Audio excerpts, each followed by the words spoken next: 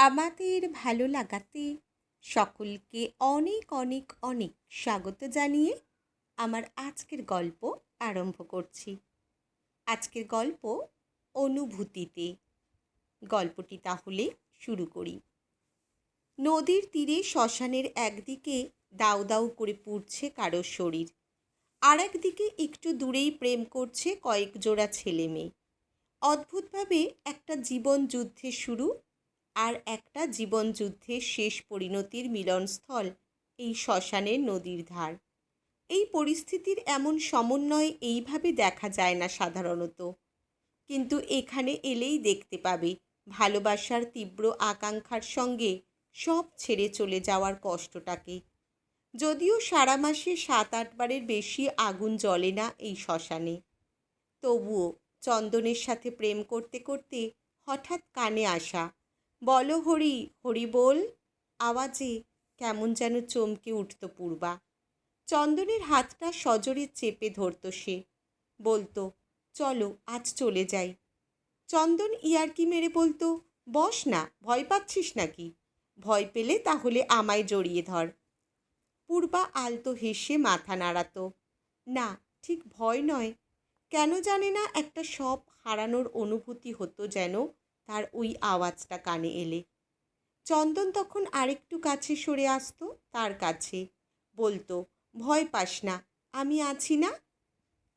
পূর্বা চন্দনের হাত দুটো চেপে ধরতো ভরসায়।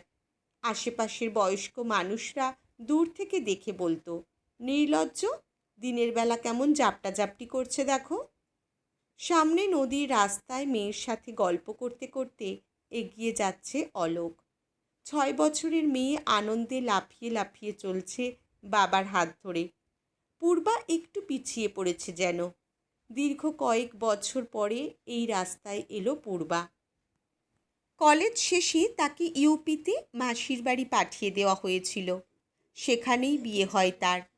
অলোক ইউপিতে ডাক্তারি করে। এখন বছরে একবার হয়তো তাই আসা হয় বাপের বাড়ি। এখানে এলেই অলোক কয়েকবার বলেছে, "চলো না পূর্বা, নদীর ধারের ওই রাস্তাটা ধরে একটু ঘুরে আসি।" পূর্বা রাজি হয়নি। নানান অজুহাতে এড়িয়ে গেছে সে। আসলে চন্দনের স্মৃতির সাথে অলোককে গুলিয়ে ফেলতে সে চায়নি কিছুতেই।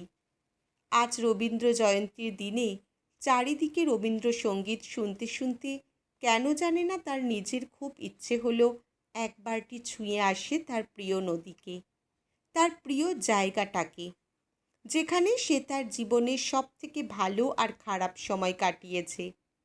অলোককে বলতেই সে অবাক হলো। বাড়ির লোকেরা প্রথমে একটু সংকোচ বোধ করলেও পরে পূর্বার ইচ্ছার বিরুদ্ধে আর কিছু বলেনি তারা। অলোক মানুষটা ভীষণ ভালো, স্বামী হিসেবে যথেষ্ট কেয়ারিং হলেও বড্ড এলোমেলো চন্দনকে ভুলতে পারে না পূর্বা কিছুতেই। অত দূরে ইউপিতে পূর্বার বাবা যখন তার বিয়ের সম্বন্ধ করেছিল, তখন পূর্বার মনে হয়েছিল, হোক, সেও যেন পালিয়ে যেতে চেয়েছিল এই শহর ছেড়ে, এই জায়গা ছেড়ে। চন্দনের স্মৃতি তাকে কুড়ে কুড়ে খেত যেন। চন্দনকে পূর্বা ভুলতে চেয়েছিল আপ্রাণ, কিন্তু সে তো ভুলতে পারেনি। এখনও মাঝে মাঝে একা থাকলেই ঘরে মৃদু স্বরে চালিয়ে দেয় রবীন্দ্রসঙ্গীত, যে সঙ্গীত ভুলতে দেয় না তার অতীতকে। বারংবার বাজতে থাকে একটাই গান, "আমারও পরানো যাহা চায়।" সব কাজ ভুলে সে শূন্য দৃষ্টিতে জানালা দিয়ে আকাশের দিকে তাকিয়ে থাকে পূর্বা। দু চোখ দিয়ে মনের ভিতরের কষ্টগুলো যেন বের হয়ে যায় তার দু গাল বেয়ে। এইরকম মুহূর্তে অলোকের সামনে পড়ে গেলে অলোক পূর্বার দিকে অবাক করা তাকিয়ে বলে, "কি হয়েছে তোমার? এইভাবে কাঁদছো কেন? আমি কি কোনোভাবে তোমাকে কষ্ট দিয়েছি?" অলোকের কথায় পূর্বার সম্বিত ফেরে। বোঝে সে ঠিক করছে না। অলোক সেদিন মন খারাপ করে বলেছিল, "আজ 8 বছর বিয়ে হয়েছে, তবুও মনে হয় তোমাকে কেন জানি না পুরোটা পাই না।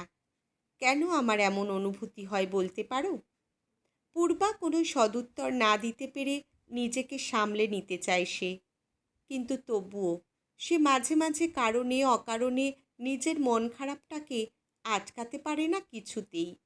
বুঝতে পারে অলোক তাকে বারবার কাছে টেনে নিলেও কোনো কারণে মনের অন্তঃস্থলে অলোকের একটু একটু করে হলেও অভিমান জমা হয়। অলোক মেয়ে নিয়ে অনেকটা এগিয়ে গিয়েছে। সেদিকে তাকিয়ে পূর্বার মনে হলো অলোক কি তাকে ইচ্ছে করে একা হতে সময় দিচ্ছে, নাকি পূর্বা নিজেই ইচ্ছে করে পিছিয়ে পড়েছে স্মৃতির পাহাড়ে ডুবে যেতে যেতে। সে যত নদীর কাছে যাচ্ছে তত একটা অদ্ভুত বিষণ্ণতার অনুভূতি হচ্ছে তার। রাস্তার এই দুই পাশে সোনাঝুরি গাছের সারির মধ্যে পড়ন্ত রোদের আলোয় দিয়ে চলতে চলতে অনেক কথা মনের মধ্যে তোলপাড় করছে তার। কিছুতেই নিজের আবেগ, নিজের কষ্টটাকে নিজের মধ্যে যেন ধরে রাখতে পারছে না পূর্বা। চোখটা বারবার ঝাপসা হয়ে এলেও চশমার আড়ালে তাকে অন্য মানুষদের কৌতূহলী দৃষ্টি থেকে যেন বাঁচিয়ে দিচ্ছে। সারা শহর জুড়ে যেন চন্দনের স্মৃতি জড়ানো, বিশেষ করে এই শ্মশান নদীর ধার। নদীর কুলকুল আওয়াজ কানে পৌঁছতেই সেদিকে তাকায় পূর্বা। একটু দূরেই দেখা যাচ্ছে নদীর সাদা রূপালি লেখা। এইখানে নদী প্রশস্ত, কয়েক কিমি গেলেই মোহনা। নদীর পাশেই সেই শ্মশান। আজও সেখানে ধোঁয়া উঠছে। একটু আগেই হয়তো কারোর জীবন শেষ হয়েছে চিরতরে। রাস্তার ওই শেষ প্রান্তে, যেখানে বুড়ো বটগাছটা অশ্বত্থ গাছটাকে আজও জড়িয়ে ধরে দাঁড়িয়ে, সেখানে তার তলায় বাঁধানো শানে বসে হাতে হাত রেখে উদাত্ত গলায় একের পর এক রবীন্দ্রসঙ্গীত গেয়ে সব শেষে আমারও পরানো যাহা চায় তুমি তাই, ওর এই প্রিয় গানটা গাইতই চন্দন। সে বলতো এই গানটা নাকি একান্তভাবে পূর্বার জন্যই সৃষ্টি হয়েছিল। পূর্বা হেসে ফেলত চন্দনের ছেলে মানুষিতে। অনেক কিছু ভালো লাগা স্মৃতি যেমন তাকে দিয়েছে এই নদীর তীর, ঠিক তেমন নিয়েও নিয়েছে তার কাছ থেকে অনেকটাই। একটা দীর্ঘশ্বাস ফেলল পূর্বা। একই পাড়ায় বাড়ি তার আর চন্দনের। দুই বাড়ির লোক আঁচ করতে পারত তাদের এই অনুভূতিটুকুকে। ছোট থেকেই পূর্বাকে খুব পছন্দ করত চন্দনের বাড়ির লোক। একে অপরের বাড়িতে অবাধ যাতায়াত ছিল তাদের, তাই বাড়ির লোকের প্রচ্ছন্ন প্রশ্রয়ও ছিল। পূর্বা যেন চন্দনের হবে সবাই জানতই এটা। অপেক্ষা ছিল শুধু পরিণত বয়সের। সেদিন যখন বিয়ের বাজার করে সে আর চন্দন ফিরছিল, কিভাবে যেন রাস্তার গর্তে বাইকের চাকাটা পড়েছিল। দুজনেই পড়ে গিয়েছিল বাইক থেকে। একজন রাস্তার ধারে, আর একজন রাস্তার মধ্যে ছিটকে পড়ে। সেই সময় একটা ট্রাক নিজের পড়ে যাওয়ার ব্যথা ভুলে হামাগুড়ি দিয়ে দ্রুত চন্দনের হাত ধরে তাকে সরিয়ে আনতে গিয়েছিল পূর্বা। তবুও অ্যাক্সিডেন্টের পরে 3 দিন জমে মানুষে টানাটানির পরে চন্দনকে সাজানো হয়েছিল মালা, চন্দন আর ধূপের গন্ধে। বল হরি হরি বলের সেই তীব্র ধ্বনিতে আকাশ বাতাস যখন কেঁপে উঠেছিল, তখন পূর্বার মনে হয়েছিল এই জন্যই কি এই শব্দে এইভাবে সে সব হারানোর ভয়ে কেঁপে উঠত বারবার। শ্মশানের পাশ থেকে একটু দূরে সেদিনও প্রেমিক প্রেমিকারা তাদের স্বপ্ন বুনেছিল অন্যদিনের মতো। পূর্বার স্বপ্ন ভাঙা বিস্ফোরিত চোখে সে দেখেছিল তার নিস্পন্দন চন্দনকে। ধীরে ধীরে চন্দন হারিয়ে গিয়েছিল ধোঁয়ার কুণ্ডলীকৃত অবয়বে। যে চন্দন এই শ্মশানে বসে প্রায় বলতো, ভয় কি, আমি তো আছি। সজল চোখে বিধ্বস্ত পূর্বা সেদিন বুঝেছিল চন্দন আর নেই, কোথাও নেই। হাজার ডাকলেও সাড়া পাওয়া যাবে না তার। আজ বুকের কাছটাতে কেমন একটা কষ্টের অনুভূতি বারবার গলার কাছে দলা পাকিয়ে উঠছে যেন। পূর্বার মন আজ 15 বছর আগের স্মৃতিতে ক্ষতবিক্ষত। শ্মশানের সেই জায়গাটায় এসে ঝরঝরিয়ে কেঁদে ফেলল পূর্বা।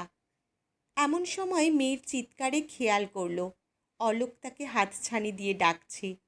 মেয়ের বায়নাক্কা সামলাতে নদীর তীরের উঁচু টিলাটায় উঠেছে সে। ওদের দিকে তাকিয়ে অলোকের কাছে ফিরে যাওয়ার আগে নিজেকে আরেকবার সামলে নিতে চাইল পূর্বা।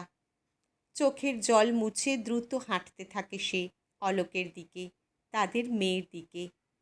আজ এই মুহূর্তে পূর্বার কেন জানে না বারবার মনে হতে লাগলো অতীতের জন্য বর্তমানকে অবহেলা করাটা ঠিক নয়। চন্দন তো আছে, আজও আছে তার কাছে, তার মনের ভিতর সযত্নে।